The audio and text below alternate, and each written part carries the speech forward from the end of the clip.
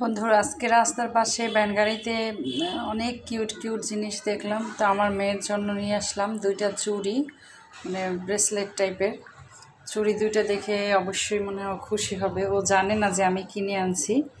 ও school থেকে আসলে পরে ওকে সারপ্রাইজ দেব। আমার মনে হয় অনেক খুশি হয়ে যাবে।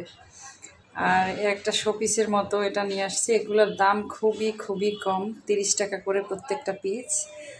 আর এটা হচ্ছে হিজাবের কাটা বা শাড়ির কাটা, যেটা ব্রুস বলে।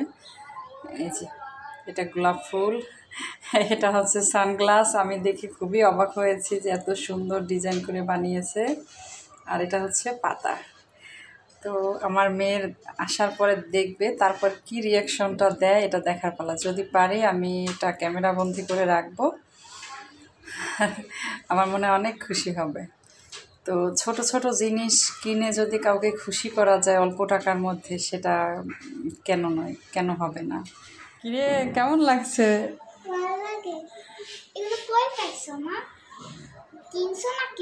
হ্যাঁ, না কিনলে কই পাবো? এগুলো সব কিন্তু আমার, সব কিছু আমার।